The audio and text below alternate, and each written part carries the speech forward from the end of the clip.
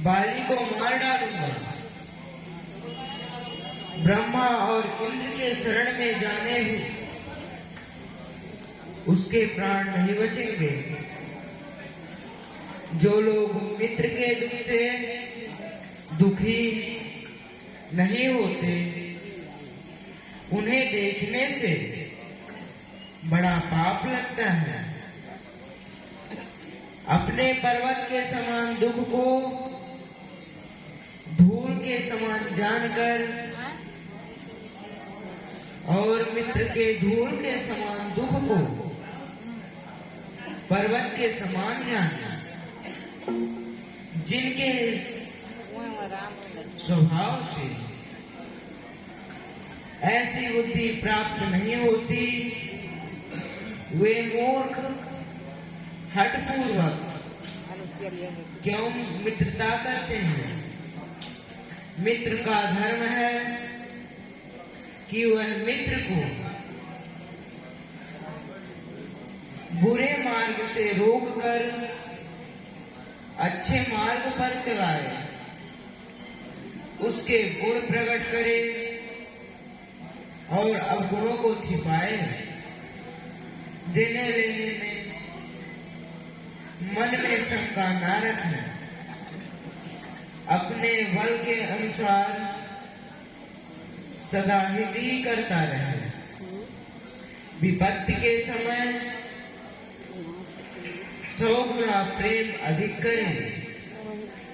वीर कहते हैं कि श्रेष्ठ मित्र के यही लक्षण है।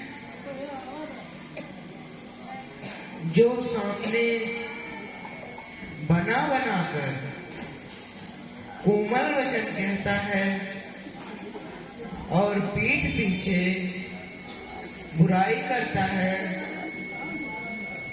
तथा मन में कुटिलता रखता है,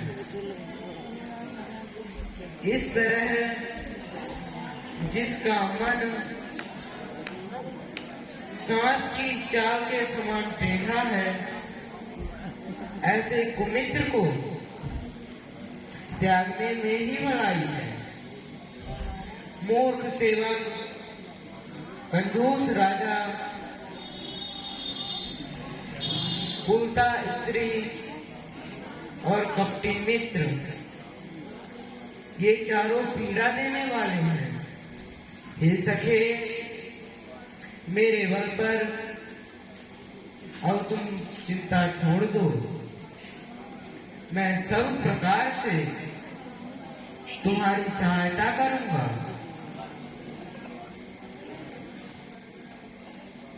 तुमसे शत्रुता रखने वाले को, बाली को तुम मरा ही जानो। देनाथ, मैं आपके बल को तो नहीं जानता हूँ।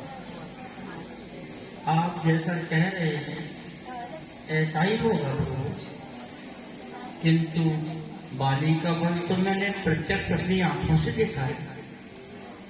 हे प्रभु, वह ज्यों-ज्यों लड़ता जाता है उसका बल भी और बढ़ता जाता है।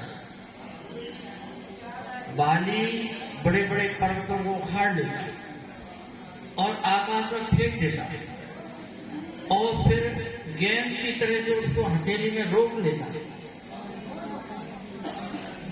हे नाथ, एक बार धुंधवी नाम का दैत्य भैंसा का रूप बना करके किष्किंधा में आकर के और जोर जोर की गर्जना करने लगा। उस समय सारे विश्व में उसके युद्ध करने वाला कोई नहीं था। सबने उसके बल को देख करके उससे युद्ध करने से इनकार कर दिया। गिरिराज हिमालय के कहने से वह बाली से युद्ध करने के लिए आया और बाली नगर से बाहर निकला। हे प्रभु, और उस पर्वताकार असुर को सींग पकड़ के घुमाया और धरती में पटक दिया, और जिससे उसके वो दुंदुभी के प्राणी निकल गए।